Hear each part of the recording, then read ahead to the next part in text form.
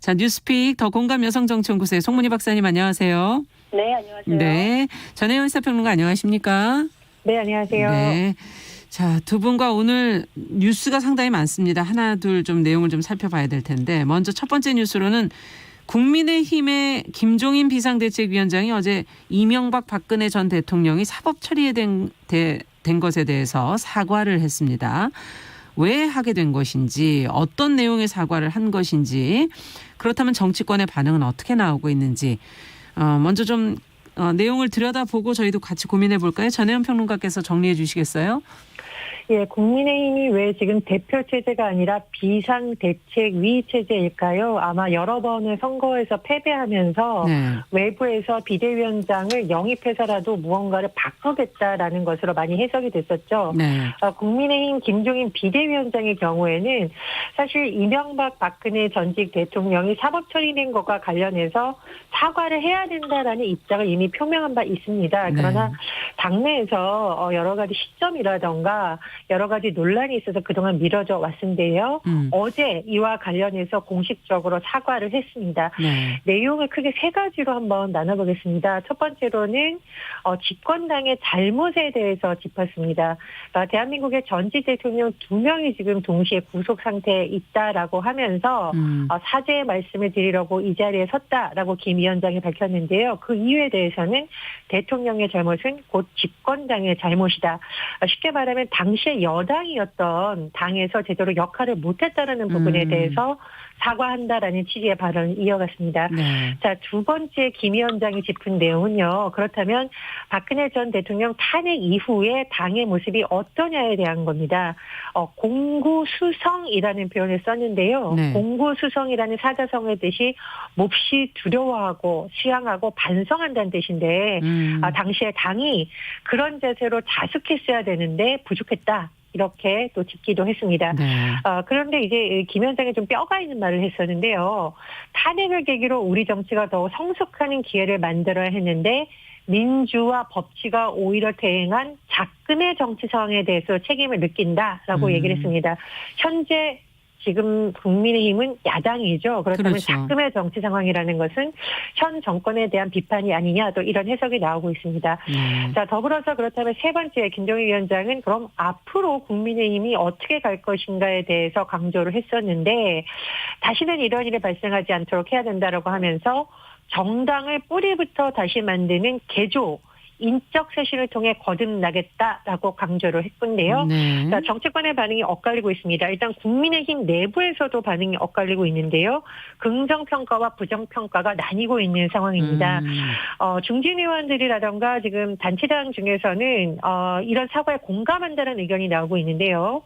원희룡 제주지사가 페이스북에 이런 글을 올렸습니다. 네. 국민께 고개를 숙이는 것은 결코 부끄러운 일이 아니다라고 했고요. 사선의 김기현 의원도 용기 있는 진심이라고 김 위원장에게 힘을 싣는 분입니다.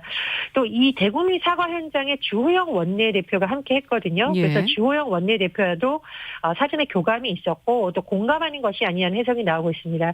그렇지만 국민의힘 내부에서의 반발 목소리도 지금 나오고 있는데요.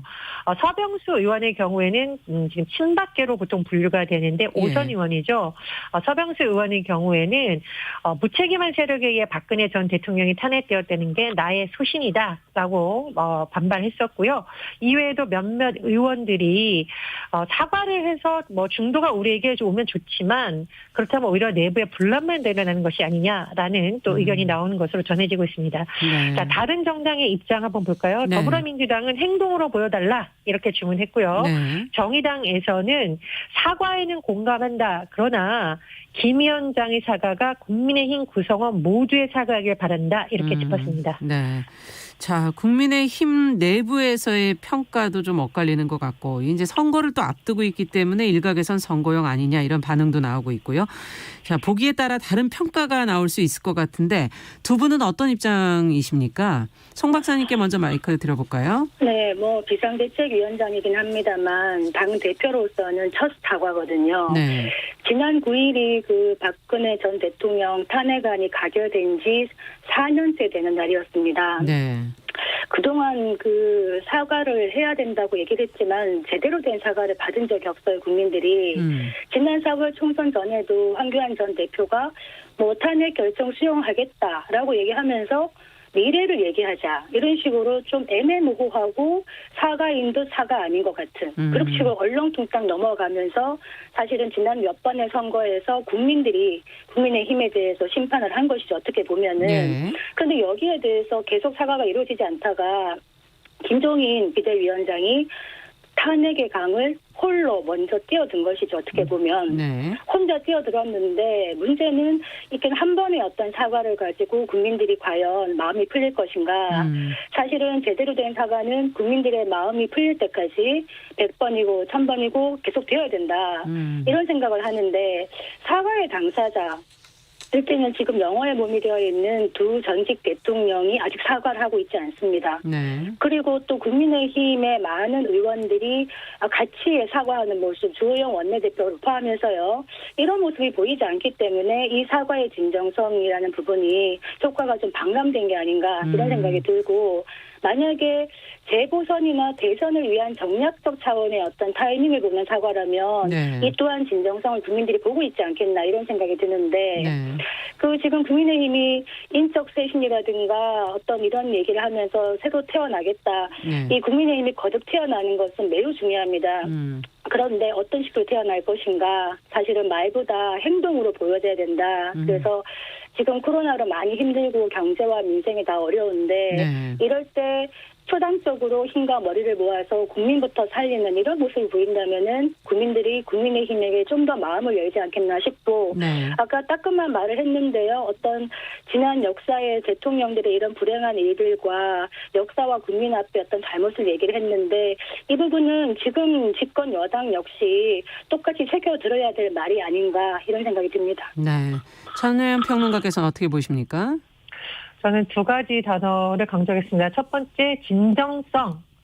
사과를 한 것 자체는 뭐 나쁜 것은 아니라고 보고요. 그리고 특히 아주 구체적으로 무엇을 잘못했는지 짚으려는 노력을 했다라는 것은 긍정평가합니다. 그런데 정치권의 진정성이라는 것은 결국은 저는 법안이고 실천이라고 보거든요.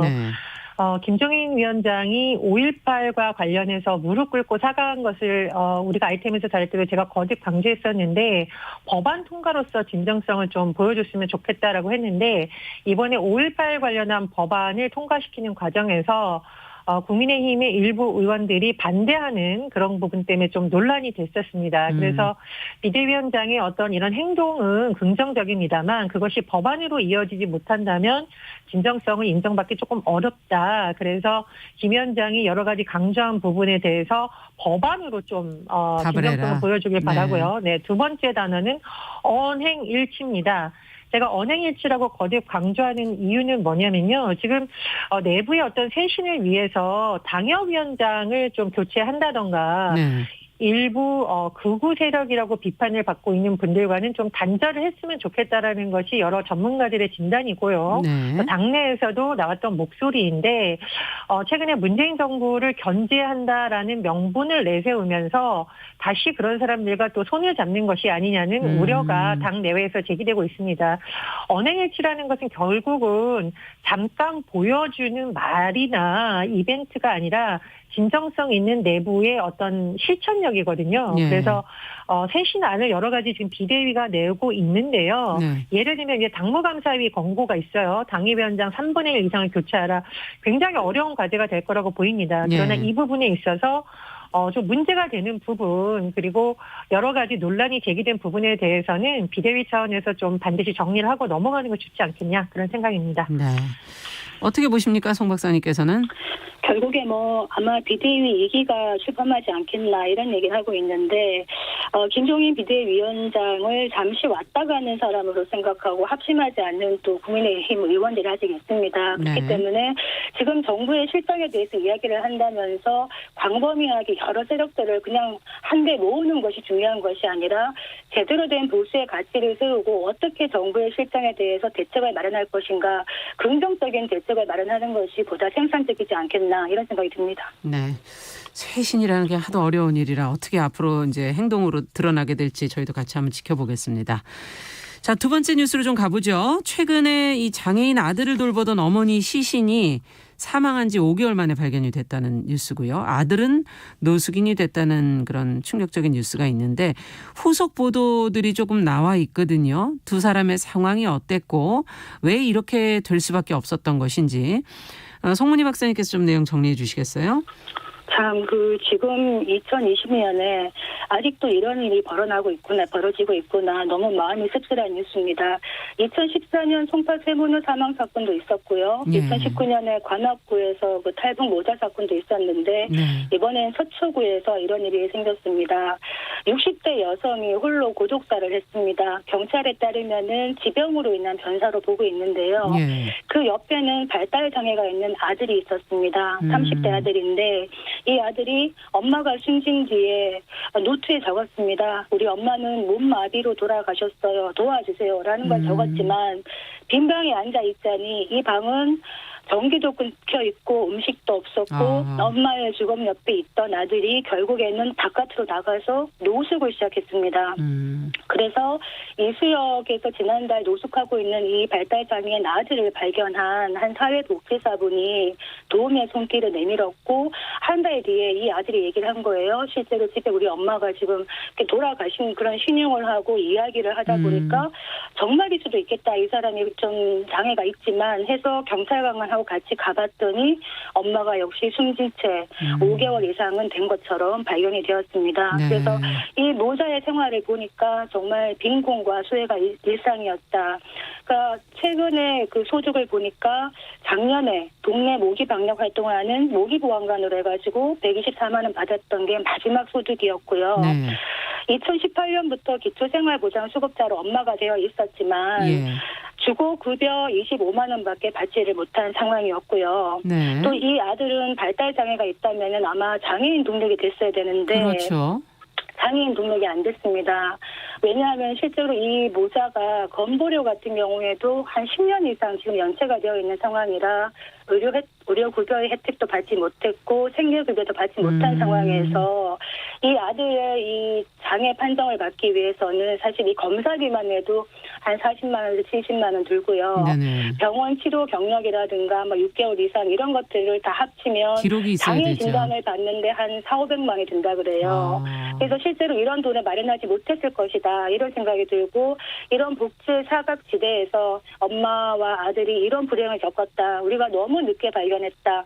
그리고 복지부나 서초구청이나 사실은 많이 빠져있는 이런 사각지대에 대해서 미리 눈치채지 못했다. 이 점에 대한 비판은 피해갈 수 없겠습니다. 네, 지금 이번 뉴스가 나오면서 또 언급이 되는 게 이제 앞서 얘기해 주신 기초생활수급권자의 부양 의무자 기준 문제 다시 지적이 되고 있고 복지의 사각지대 지금 여러 가지 장애인 등록이라든지 건보료 문제라든지 여러 가지 하나씩 좀 개선책을 좀 짚어보죠 저희가. 이 부양의무자 기준에 대해서는 그동안 많은 전문가들이 지적을 했던 부분입니다. 그래서 예. 주거급여, 의료급여, 생계급여를 살펴봤을 때 주거급여의 경우에는 부양의무자 기준이 지금 폐지됐어요. 네. 그런데 문제는 뭐냐면 의료급여하고 생계급여 부분인데 그러니까 부양의무자라는 것이 어떤 소득과 재산이 있는 가족이 있으면 이 혜택을 받을 수 없다라는 거거든요. 네. 그런데 지금 숨진 그 어머니의 사례를 보면 이혼한 전 남편하고 딸, 그러니까 부양 의무자죠. 이런 것하고 이렇게 교류를 하거나 그런 상황을 알리는 것이 쉽지 않았던 것으로 알려지고 있습니다. 그래서 이런 지대에서 계속 사각지대가 발생하고 있기 때문에 의료급여, 생계급여에 대해서도 부양 의무자 기준에 대해서 다시 한번 검토가 필요하다는 지적이 계속 나오고 있어요. 그러네요. 그래서 생계급여 같은 경우에는 저희 프로그램에서 한번 전해드렸었는데 2022년까지 완화하겠다라는 안이 나와 있는데 사실은 지금 코로나19 상황에서 2022년까지 기다리다 보면 또 이런 사태가 올 수 있다라고 좀 보고요. 그렇죠. 또 중요한 것이 사실 의료급여 문제입니다. 지금 돈이 없어서 병원에 못 간다라는 것이 외국의 사례인 것처럼 자꾸 언급이 되는데 사실 이런 사각지대에 있는 분들도 겪는 고통이기 때문에 네. 부양 의무자 기준에 대해서는 국회 차원에서 좀 논의가 필요하다고 보고요. 네.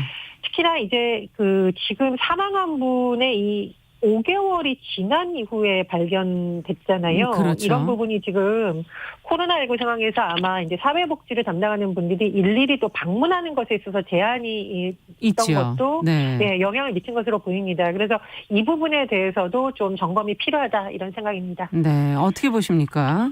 송 박사님께서. 사실은 네. 가난한 사람이 가난을 증명해야 되고 또 이런 부양 의무자라는 게 일정 수준의 소득이나 재산이 있는 가족이 있다면은 혜택을 받지 못해요. 이것 때문에 실제로 많은 분들이 혜택을 받지 못합니다. 2018년 찾아보니까 의료급여 혜택을 받지 못하는 빈곤층이 73만 명에 달해요.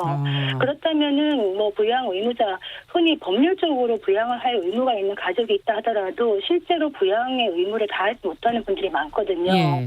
그렇다면 이분들은 사실은 국가와 지자체가 나서서 도와줘야 되는데 이 부분에 대해서 적극 행정이 없다. 그래서 분명히 우리가 이 방배종 모자를 도울 방법이 있었음에도 불구하고 비껴갔다. 그래서 보건복지부가 위기가구 발굴 시스템을 갖고 있지만은 기존 수급의 수급권자로 되어 있는 25만 원밖에 받지 못하는 기존 수급권자가 되었다는 이유로 빠져 있는 상황이고 앞으로 우리가 이게 남의 문제가 아닌 것이 우리가 실직이라든가 산업재해라든가 하루아침에 사회적 위험에 우리 모두가 노출될 수 있는데 복지 혜택이 정말 이 촘촘하게 노세 혈관까지 잘 전달되도록 이렇게 정비되지 않는다면 앞으로도 이런 안타까운 사고가 또 나지 않겠나 이런 생각이 들고 정말 안타까운 마음이 큽니다. 네.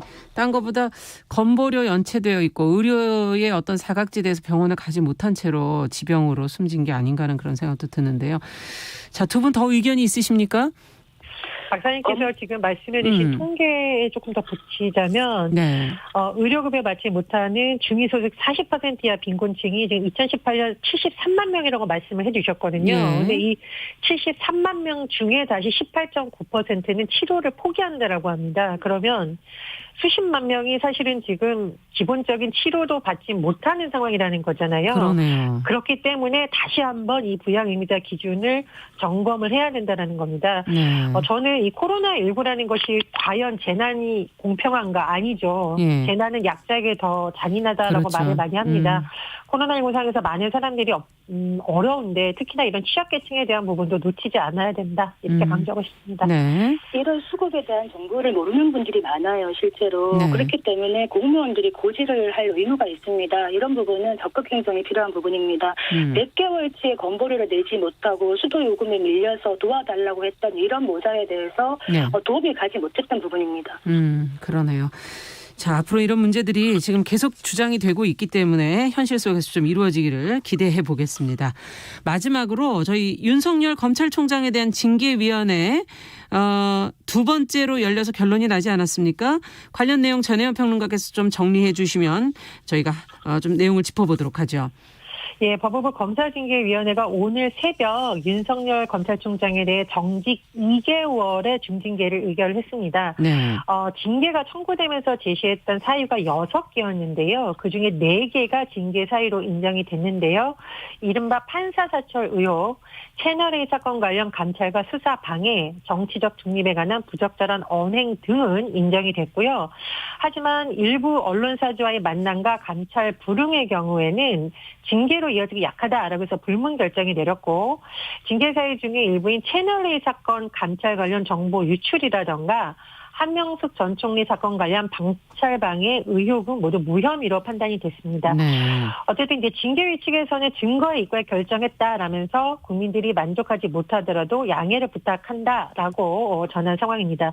법무부에서 윤 총장 징계에 대한 대통령 재가를 받을 경우에 이런 경우에는 이제 대통령 재가가 나오면 윤 총장의 직무가 정지가 될 수 있는데요. 이럴 경우 대검에서는 조남관 차장검사가 권한대행을 맡아 지휘를 하게 될 것으로 전망이 됩니다.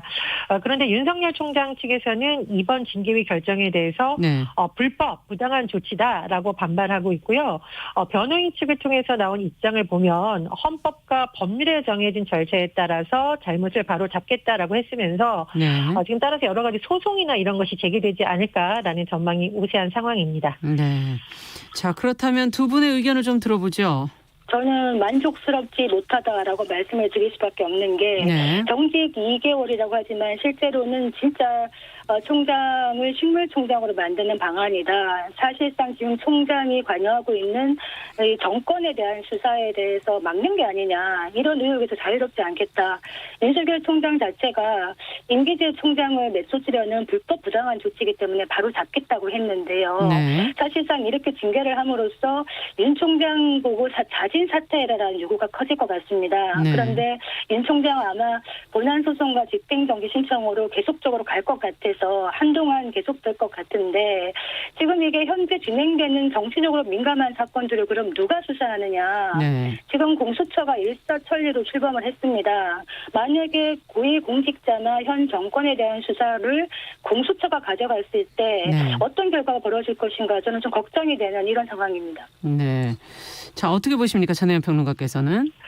지금 일부 언론이나 일각에서 제기되고 있는 윤석열 총장에 대한 여러 가지 프레임 자체가 저는 조금 다르게 봐야 된다고 생각을 합니다. 권력개혁에 대한 논의 차원에서 봐야 된다고 여러 번 강조를 했는데 검찰뿐만 아니라 국정원, 검찰, 경찰에 대해서 현 정부에서는 계속 제도개혁을 통한 방안을 추진해 왔었고요. 공수처도 그 한 부분에서 된 것입니다. 그리고 문재인 대통령이 최근 이런 발언을 했습니다. 공수처는 검찰이 내부 비리와 잘못에 대해서도 책임을 물을 수 있는 제도적 장치라고 했거든요. 그래서 네. 저는 그 부분에 있어서는 많은 전문가들도 주장을 했던 바라는 거 당시 한번 말씀을 드리고요. 그리고 김종인 비대위원장이 전직 대통령에 대해서 언급을 했는데 문재인 대통령이 이런 말을 했습니다. 공수처가 설치되었더라면 박근혜 정부의 국정농단은 없었을지 모른다라는 것이거든요. 지금 공수처라는 것이 마치 현 정권을 위해서 만들어진 것이라는 일각의 주장은 제가 좀 동의하기 어려운 게 한나라당에서 2004년에 공수처 관련한 공약을 제시한 바 있습니다. 그리고 현직 지금 이른바 보수 정당에 있는 정치인들 중에서도요. 공수처에 관련해서 주장을 한 정치인들이 있어요. 그렇기 때문에 이것은 현 정권에서만 추진됐던 것이 아니라 오랜 기간 추진되었다는 거고요.